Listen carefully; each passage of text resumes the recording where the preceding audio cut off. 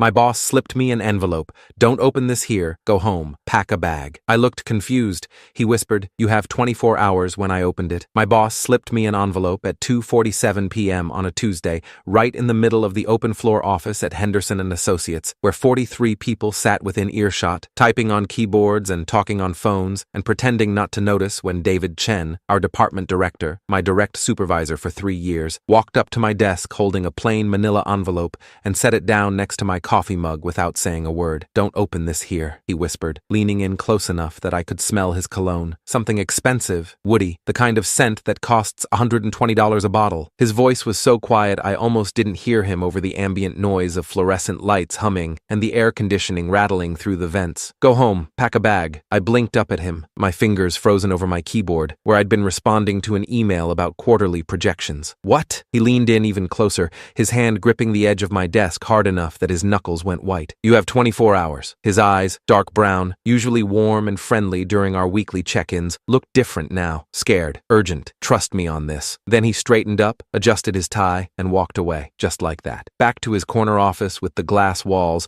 where he sat down at his desk and started typing like nothing had happened, like he hadn't just delivered what felt like a threat or a warning or something I couldn't begin to process. The office buzzed around me, phones ringing, keyboards clacking, my coworker Jessica 2 desks over laughing at something on her screen, someone in the break room running the coffee maker, everything normal, everything mundane, everything exactly as it had been 60 seconds ago before my world tilted sideways. I stared at the envelope. Plain manila, 9x12, nothing written on the outside, sealed with the kind of metal clasp that makes a soft clicking sound when you open it. I held it all day, through 3 more emails, 2 conference calls, a meeting about the Morrison account that I barely participated in because my brain was somewhere else entirely. My palms sweated. The envelope sat on my desk like a bomb, and everyone who walked past my workstation felt like they were staring at it, noticing it, wondering why I hadn't opened it. By 4:47 p.m., 1 hour before end of day, I couldn't take it anymore. I grabbed the envelope, told Jessica I was going to the bathroom,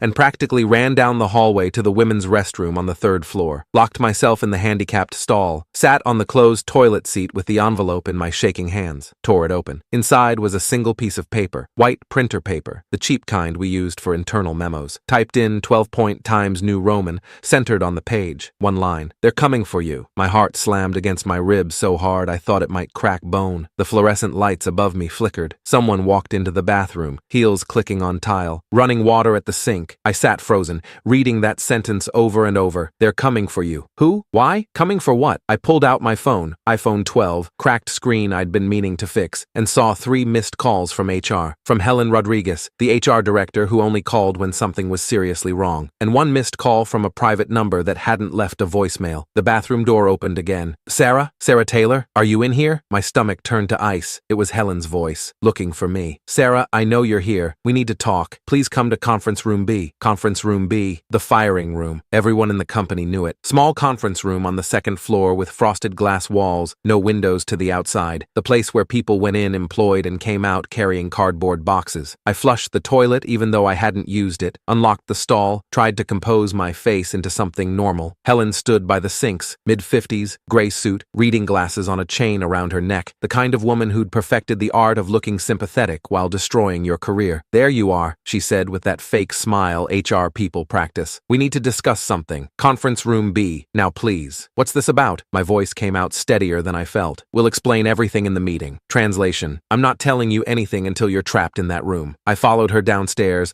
my legs moving on autopilot. Through the office, where people deliberately didn't look at me, everyone knows what it means when HR walks you somewhere, down the stairs, past the water cooler, to conference room B, with its frosted glass and terrible overhead lighting. When I walked in, the whole management team was there. 5 people sitting around the small conference table. Helen Rodriguez at the head, Gary Mitchell from legal wearing his perpetual frown, Christine Park from accounting with her tablet and stylus, Tom Harrison, the VP of operations, and David Chen sitting silently in the corner, still not looking at me. Fake smiles, fake sympathy, the energy in the room like a funeral, where no one particularly liked the deceased. Helen gestured to the empty chair across from her. "Please sit." I sat. The chair was too low, which I was pretty sure was deliberate. Make the person being fired feel small, off balance, powerless. Helen opened a folder, pulled out a stack of papers, positioned them carefully in front of her. "Sarah, thank you for coming. This is a difficult conversation, but I'll get right to it. Due to recent allegations of financial fraud involving client accounts. We're terminating your employment effective immediately. The words hit me like physical objects. What? I actually laughed, this hysterical bark that echoed off the frosted glass. What fraud? I don't even handle client funds. I'm in project management. Helen kept talking in that slow, calm, rehearsed voice HR people use when they're following a script written by lawyers. We've received credible evidence that you've been systematically diverting client funds into a personal account. Over the past 8 months, approximately $43,000 has been misappropriated. This constitutes gross misconduct and potential criminal activity. You're out of your mind. My hands were shaking now, pressed flat against the table. I have never, not once, touched client money. I don't have access to financial systems. Check my credentials, check my login history. Gary from legal slid a folder across the table. These are bank statements showing deposits to an account in your name. Account number ending in 7743. Your signature on the authorization forms. I opened the folder with numb fingers. Bank statements from Chase Bank. Account holder, Sarah J. Taylor. My social security number. Deposits every 2 weeks for 8 months. $500 here, $200 there, $800, $3,000. Amounts that added up to $43,127 according to the highlighted total at the bottom. My signature at the bottom of each transfer authorization. Except I'd never signed these. I'd never seen this account. This wasn't mine. This isn't my signature, I said, my voice rising. I've never opened this account. Someone forged. The handwriting analysis says otherwise, Gary interrupted. We had a forensic document examiner compare these signatures to your employment contracts, your direct deposit forms, your expense reports. It's a match. I turned to David, who'd been silent this entire time, staring at the table like it held the secrets of the universe. David, you know me. 3 years I've worked for you. You know I didn't do this. He finally looked up. His jaw was tight. His eyes met mine for exactly 2 seconds before sliding away. You should go home, Sarah. Something in the way he said it. Not angry, not accusatory, but careful, deliberate, like he was trying to communicate something he couldn't say out loud. Trust me. The envelope, the warning, 24 hours. Fine, I said, standing up. My legs felt like water. I'll go home,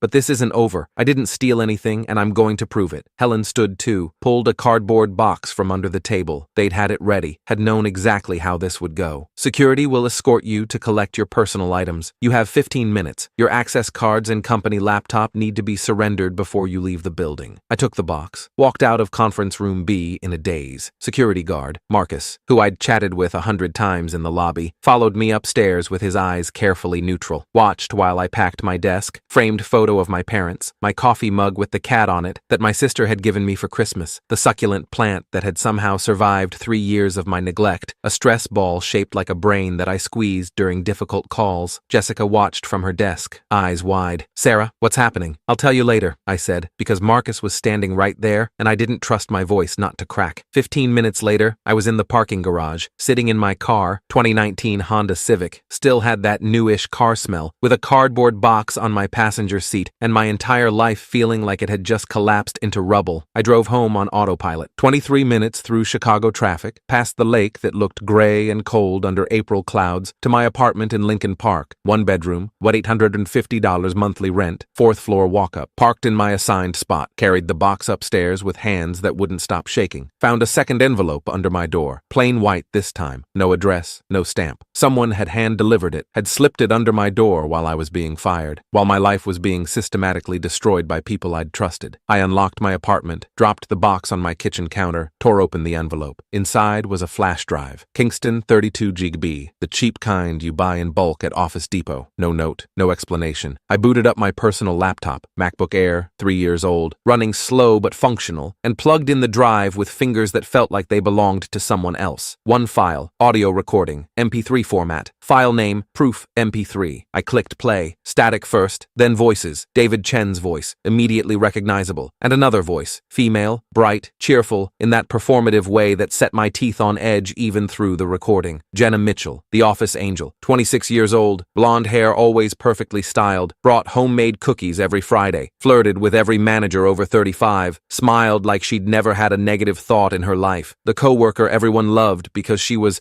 so sweet and so helpful and such a team player. So it's done? Jenna's voice on the recording, laughing, not her professional office laugh, her real laugh, sharp and satisfied. She'll actually take the fall? The documents are perfect, David's voice. I switched the authorization forms last week, used the signatures from her expense reports, scanned them, printed them on the bank forms. By the time anyone looks close enough to notice their forgeries, she'll already be fired.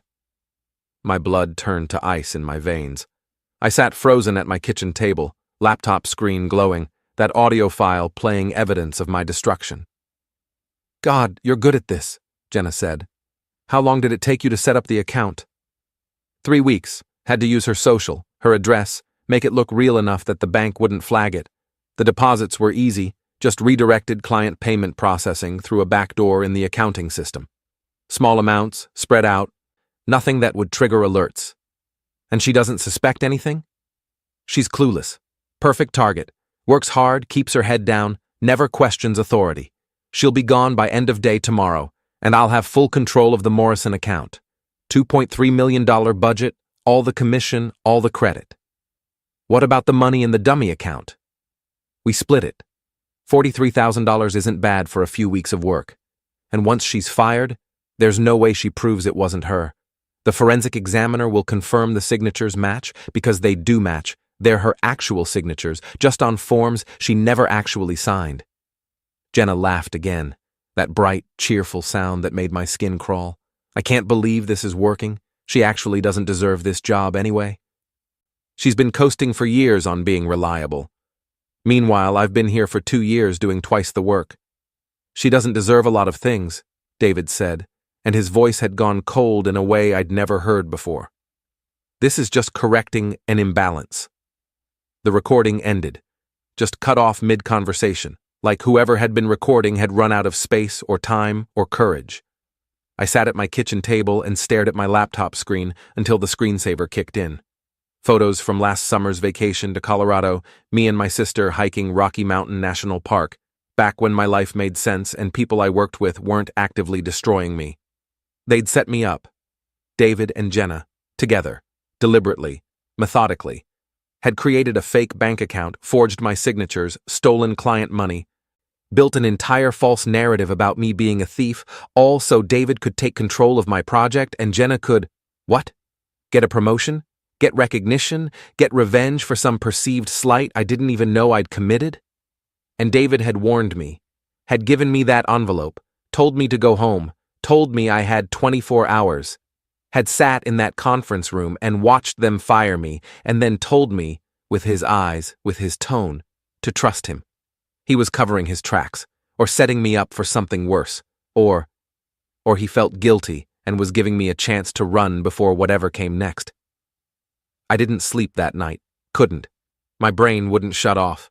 I made coffee at midnight, at 2 a.m., at 4 a.m., paced my apartment until my downstairs neighbor pounded on the ceiling and yelled at me to stop. Listened to that recording 17 times, memorizing every word, every inflection, every piece of evidence of my own destruction. By 6 a.m., I'd made a decision. I wasn't running. I wasn't hiding. I was fighting back. I called my cousin Marcus, not the security guard. Different Marcus. This one was 32 and worked in IT security for a financial firm downtown. Owed me a favor from when I'd let him crash on my couch for 3 months after his divorce. Sarah, it's 6 in the morning. I need your help. Now. I'll buy you breakfast, but I need you here in an hour. He showed up at 7:14 a.m. with dark circles under his eyes and a laptop bag over his shoulder. I made him coffee, played him the recording, showed him the bank statements and documents from the firing. He listened without interrupting. Then he opened his laptop. Dell XPS, custom built, the kind of machine that probably cost more than my car, and said, "Let me see what I can find." For the next 6 hours, Marcus worked. Logged into systems I didn't understand, ran programs with names like Wireshark and Metasploit, traced digital breadcrumbs through Henderson and Associates network using credentials he absolutely shouldn't have had, but apparently did. "Your boss is smart," Marcus said around noon, eating the Thai food I'd ordered because we needed fuel and I couldn't think about cooking. "But he's not as smart as he thinks. Look."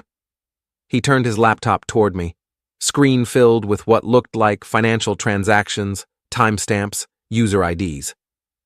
"This is Henderson's internal payment processing system. See these transfers?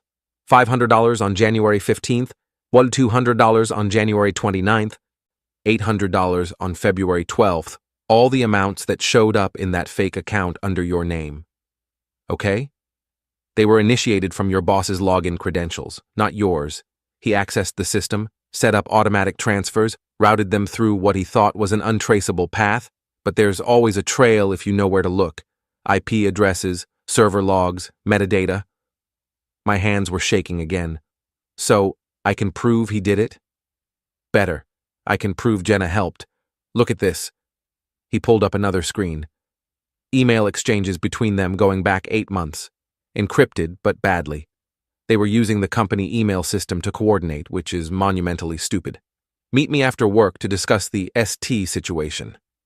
Phase 2, ready for Morrison account. Signatures confirmed authentic. Forensic examiner won't find discrepancies.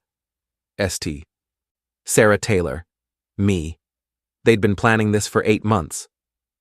But wait, there's more, Marcus said with a grim smile. Because your boy David isn't just a fraud, he's also terrible at covering his tracks. He didn't just frame you for $43,000. He's been skimming from client accounts for 3 years. Small amounts, spread across multiple accounts, always under the threshold that would trigger automated audits. Total? I'm seeing approximately $340,000. The number hit me like a punch. He stole $350,000? From clients, from Henderson and Associates, and he was going to pin it all on you if anyone ever noticed. You were the fall guy, not just for this one thing, but for everything. I stood up, paced my apartment, looked out my 4th-floor window at Lincoln Park below. People walking dogs and jogging and living normal lives where their bosses weren't sociopathic criminals. What do I do? Marcus closed his laptop.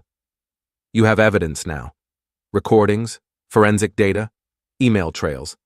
You call a lawyer, get everything documented properly, establish chain of custody, then you burn them down. I called Sarah Chen, no relation to David, despite the shared last name. An employment lawyer I'd met at a networking event 2 years ago. Left a voicemail at 1:47 p.m. explaining I'd been wrongfully terminated and had evidence of fraud. She called back 17 minutes later. Come to my office, now. Bring everything. At 4:30 p.m., I sat in Sarah Chen's office in the Loop, 20th floor, windows overlooking Michigan Avenue, the kind of office that cost $600 an hour and was worth every penny. She listened to the recording. Reviewed Marcus's findings, read the termination documents. This is extraordinarily clear-cut, she said. They committed fraud, forgery, and wrongful termination. The recording alone is damning. Illinois is a one-party consent state, so if someone involved in the conversation recorded it, it's admissible. The financial forensics seal it. What do I do? Monday morning, Henderson and Associates is having their monthly all-hands meeting. Every employee, every manager, the CEO. I know because I've done work with them before. They're predictable. She smiled, sharp and predatory. I think you should attend. I'm fired. Security won't let me in. You're not fired. You're on administrative leave pending investigation of allegations you haven't had the opportunity to refute. That's what I'm going to argue if they try to stop you. And I'll be with you. Monday morning came with spring rain that made Chicago's streets smell like wet concrete and exhaust. I wore my best suit, charcoal gray, the one I'd bought for my last promotion that now felt like it belonged to a different life. Met Sarah Chen in the lobby of Henderson and Associates at 8:47 a.m. Ready? She asked. No, but let's do it anyway. The all-hands meeting was in the large conference room on the 5th floor, space for 80 people, projector screen at the front, CEO James Henderson standing by the podium looking grim. The room was already full when Sarah and I walked in. People turned, stared, whispered. David Chen saw me and his face went white. Jenna Mitchell was sitting 3 rows back, perfectly styled as always, and when our eyes met, she smiled that bright, false smile before it faltered. Security started toward us, but Sarah held up her hand, showed her attorney credentials. My client has a right to address allegations made against her character and professional reputation. If you'd like to forcibly remove her, I'll be filing an additional lawsuit for violation of her rights. James Henderson looked confused. What's going on? Sarah Taylor? You were terminated last week. Wrongfully, I said. My voice carried across the room, steady and clear. But before you continue your meeting about the serious breach of trust you mentioned in your company-wide email this morning, you might want to hear what I have to say. Henderson looked at Helen Rodriguez from HR. She shrugged helplessly. 5 minutes, Henderson said. Then security removes you. I walked to the front of the room, pulled out my laptop, connected it to the projector system. Sarah stood beside me, her presence a promise that everything I was about to do was legal and protected. My name is Sarah Taylor. I worked in project management for 3 years. Last Tuesday, I was terminated for allegedly stealing $43,000 from client accounts. I pulled up the first slide, bank statements showing the fake account. These documents were presented as proof. My signature, my social security number, my account. Murmurs through the room. David was staring at his shoes. Jenna had stopped smiling. Except I never opened this account. Someone forged my signatures, used real signatures from my expense reports and scanned them onto fake bank documents.